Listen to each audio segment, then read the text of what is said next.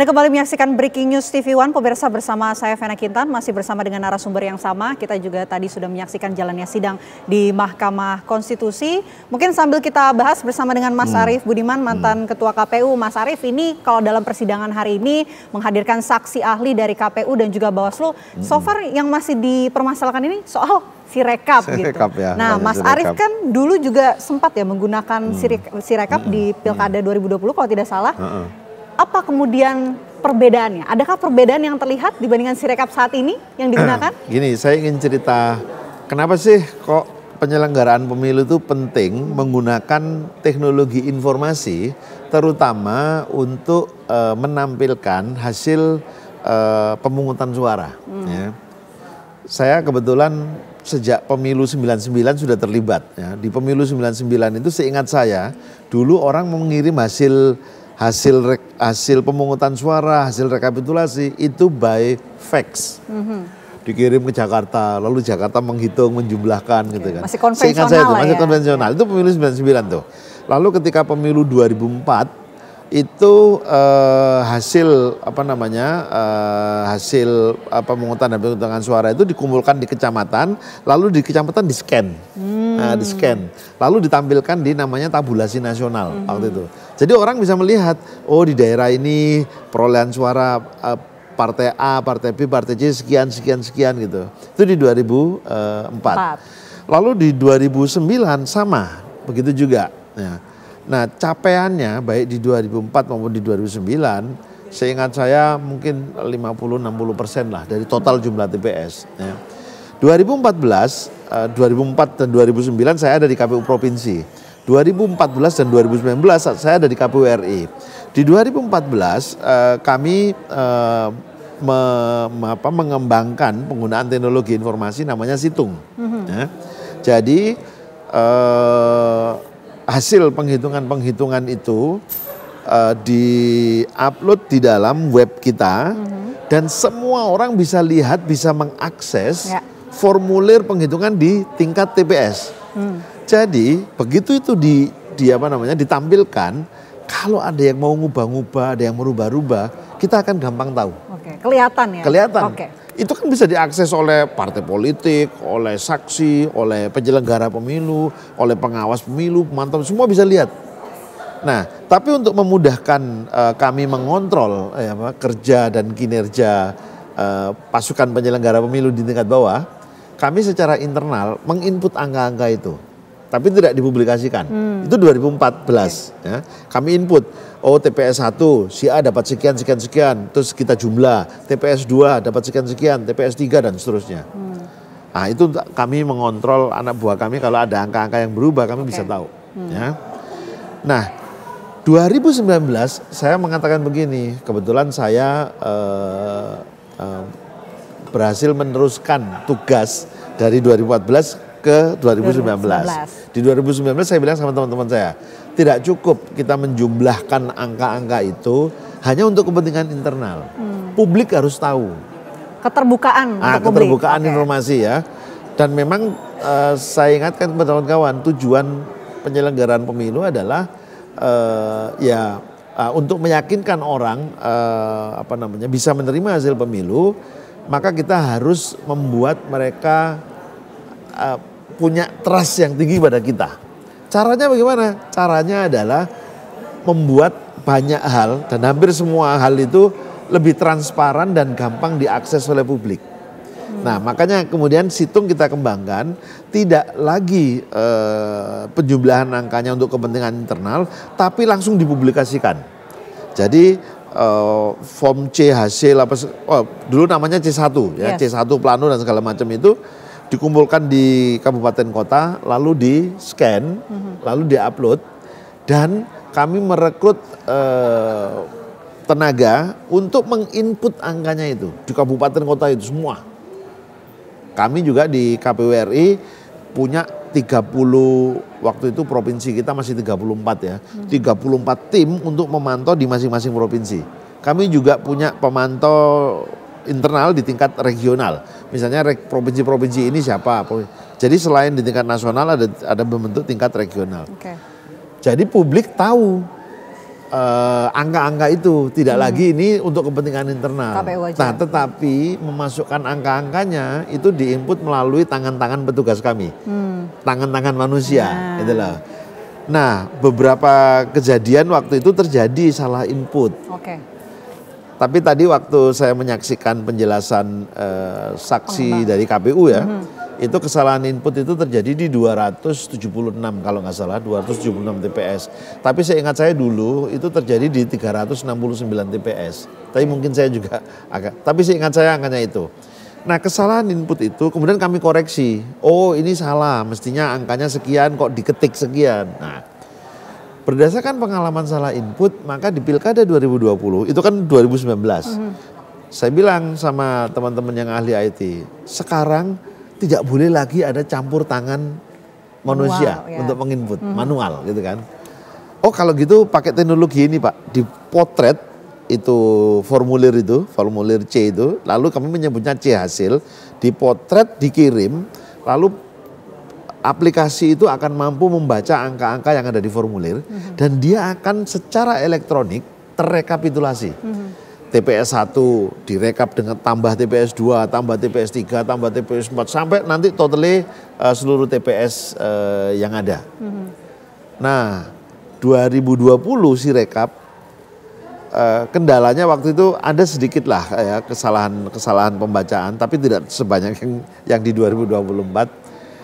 Kendala paling besar adalah soal keterlambatan. Ya. Nah, jadi waktu itu kami mentargetkan 5 hari hasil pilkada sudah keluar. Karena semua sudah dikirim, semua sudah tinggal nanti rekapitulasi yang formal, yang resmi secara berjenjang itu tetap dijalankan. Nah, ketika ini dijalankan, fungsi Sirekap itu bisa menjadi alat bantu untuk ngontrol, mengkonfirmasi apa yang dilakukan secara berjenjang, secara manual. Ini memang sebagai alat bantu untuk lihat, loh, itu dulu formulir C-nya kok bunyinya begini, kok sekarang jadi gini. Ada apa? Dikonfirmasi. Gitu lah. Nah, hari ini di 2024 mestinya itu jauh lebih canggih, lebih sempurna. Karena teknologi yang kita gunakan kan teknologi 4 tahun yang lalu. Betul. Teknologi 2020. Sekarang teknologi 2024, coba lihat. Dulu kamera kita resolusinya berapa? Paling 8 mega, 10 mega. Sekarang resolusi udah ada berapa nih? 14 mega, 64 mega dan seterusnya lah ya. Softwarenya pasti juga lebih canggih, mendeteksi kesalahan-kesalahan. Dulu kami membaca angka-angka itu untuk supaya nggak salah. Pertama tally-nya, karena ketika dihitung sah, tidak sah, itu kan ditulis dalam bentuk tally. Nanti kalau sudah 4 garis mau ke 5 di garis miring. Itu tally itu. Itu kita baca oleh sistem. Lalu ketika misalnya tally-nya menghasilkan angka 35. Tapi ketika ditulis manual, loh kok ditulisnya 34. Sistem langsung membaca, memberi sinyal terjadi kesalahan. Wong tally-nya 35 kok dibacanya 34. Misalnya begitu. Nah, selain 2 item itu dibaca, ditambahkan satu lagi. Itu yang disebut OMR dan OCR. Selain membaca karakter, tapi juga membaca ini, apa namanya, kalau dulu kita ujian itu, arsiran-arsiran, bulatan-bulatan itu loh. Nah, itu dibaca, jadi kalau angkanya misalnya 35 ya, maka yang diarsir itu angka 3 dan angka 5. Sehingga sistem akan mencocokkan mulai dari tally, angka, sampai dengan arsiran-arsiran tadi gitu. Nah, di Sirekap, seingat saya dulu masih ditambah satu lagi, tulisan tangan. Jadi tally-nya jumlahnya 35, angkanya juga ditulis 35, arsirannya juga ditulis mengarsir angka 3 dan 5. Terus tulisan tangan itu 35, itu bisa dibaca oleh sistem. Nah, teknologi sekarang saya yakin jauh lebih canggih untuk membaca 4 identifikasi ini, gitu loh. Saya tidak tahu karena kan saya juga tidak ada di dalam sana, tidak ikut mengembangkan lagi. Apakah di 2024 juga masih membaca 4 item itu, 4 karakter itu, gitu loh. Jadi kalau mampu membaca seluruh karakter itu, mestinya tidak terjadi kesalahan baca. Tapi case-nya yang paling banyak itu kan kesalahan-kesalahan baca itu. Sampai kemudian memunculkan berbagai macam polemik ya. Misalnya saya memberi contoh ada 35 misalnya. Ternyata di depannya itu kan ada, kalau kotaknya kosong itu kan diberi tanda silang. Ternyata silangnya dibaca, ada yang dibaca 4 misalnya. Jadi mestinya 35, ternyata terbaca 435 misalnya. Nah ini yang kemudian menimbulkan polemik. Loh kok 435? Pemilih di TPS itu aja maksimal 300. Nah kok suaranya jadi 435 loh? Suaranya siapa itu yang lebih? Nah gitu. Itu yang kemudian jadi polemik dan ada tuduhan-tuduhan ini untuk penggelembungan, kecurangan segala macam. Nah sebetulnya dari beberapa case yang terlihat kesalahan-kesalahan itu merugikan serta sekaligus menguntungkan hampir semua pihak kalau terlihat itu ya. Kebetulan saya bersama beberapa kawan juga melakukan pemantauan tentang rekapitulasi ini, membuat analisa. Oh ternyata sebenarnya itu terjadi di semua kontestan sebetulnya. Ya ada yang tinggi di sini, ada rendah di sini, tapi ada juga yang satunya tinggi di sana, rendah di sini. Kesalahan-kesalahannya itu loh. Gitu. Tapi mungkin Mas kalau dibandingkan dengan waktu Pilkada 2020 dengan sekarang, perubahannya bisa Anda katakan berubah cukup drastis kah dengan yang 2024 saat ini? Nah sebenarnya basically tidak berubah harusnya ya. Karena apa? Regulasi tidak berubah. Artinya cara menghitung juga sama, apa semua sama. Penyelenggaraan pemilu 2019 dan pemilu 2024 tidak berubah. Aplikasi yang kita gunakan di Sirekap 2020 sebetulnya juga harusnya tidak berubah juga di pemilu 2024 gitu loh. Nah ini catatan-catatan penting ini ya. Sebetulnya ini menjadi catatan kita agar di depan sebentar lagi akan ada pilkada November tahun ini 2024. Ya. Nah, menurut saya Sirekap penting untuk disempurnakan. Karena dengan Sirekap inilah publik mendapatkan informasi dengan mudah. Tapi kalau publik disuruh baca formulir satu persatu, jumlah TPS-nya 823.000 lebih, nggak mungkin gitu loh. Tapi dengan ditampilkan chart, diagramnya, kita dengan mudah melihat misalnya di tingkat nasional, dari 800.000 TPS, oh sudah masuk 700.000. Kalau sekarang, misalnya saya ingin mencari informasi, dari 823.226 kalau nggak saya, jumlah total TPS secara nasional, berapa jumlah TPS yang sudah diupload, C hasilnya di Sirekap, misalnya, berapa jumlah form D yang berhasil, D itu rekap di kecamatan ya, yang berhasil di-upload di Sirekap. Berapa jumlah formulir DB hasil misalnya, DC hasil misalnya. DB itu tingkat kabupaten, DC itu tingkat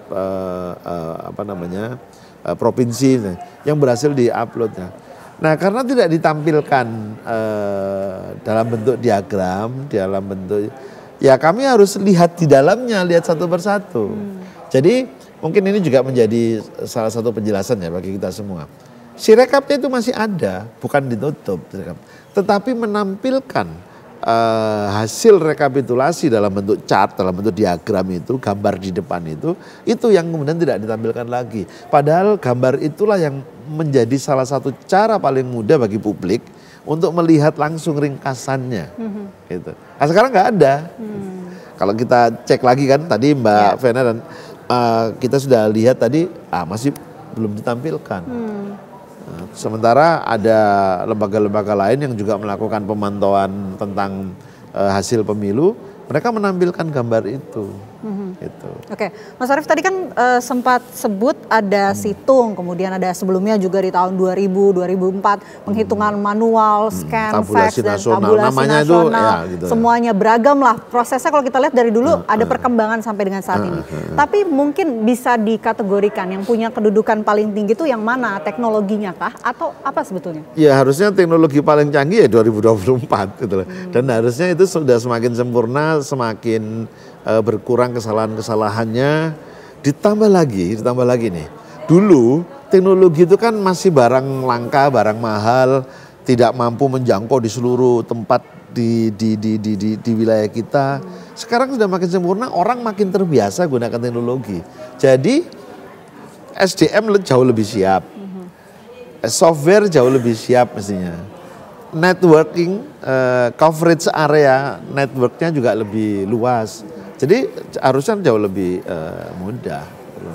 Apalagi misalnya nih ya, kalau kita salah satu dari penyelenggara pemilu dalam satu wilayah misalnya punya problem, kita bisa bikin grup WhatsApp misalnya, semua bisa berdiskusi di situ.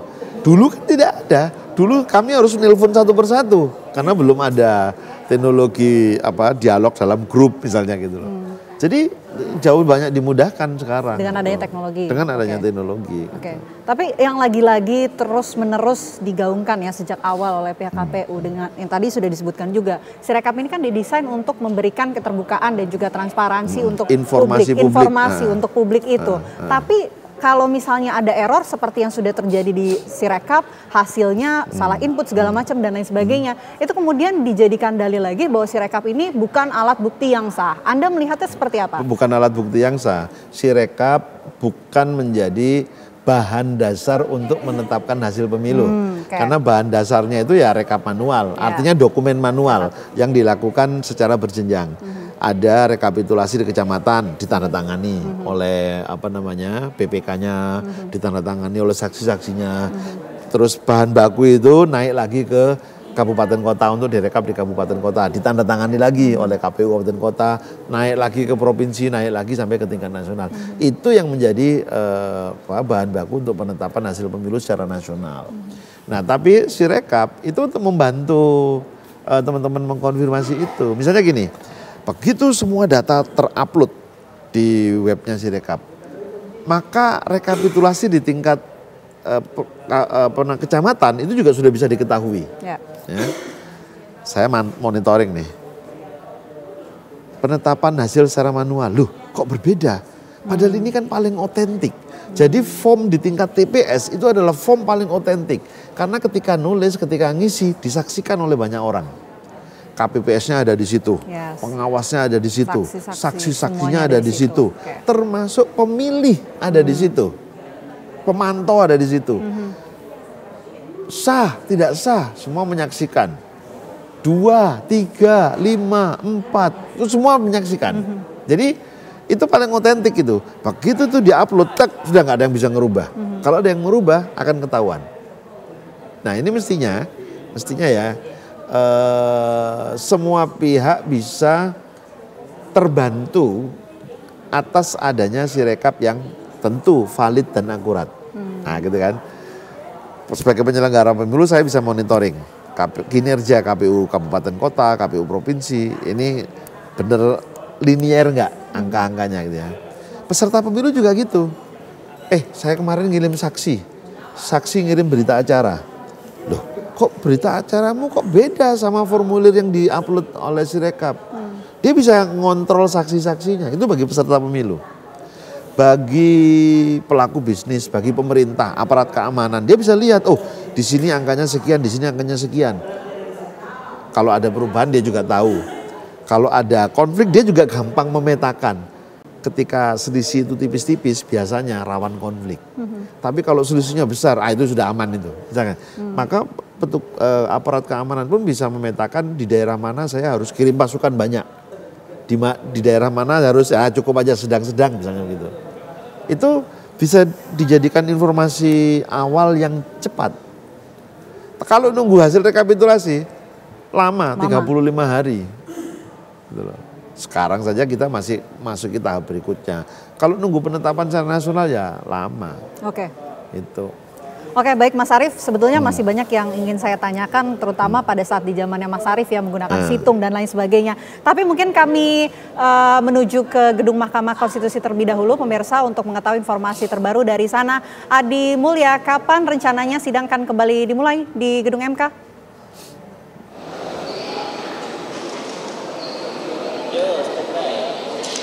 Ya baik, selamat siang Vena kita dan juga pemirsa. Untuk hari ini memang Mahkamah Konstitusi ini kembali menggelar sidang sengketa Pilpres Pemilu 2024 di mana agendanya merupakan pembuktian dari KPU dan Bawaslu yang menghadirkan saksi-saksi ahli dan juga saksi fakta.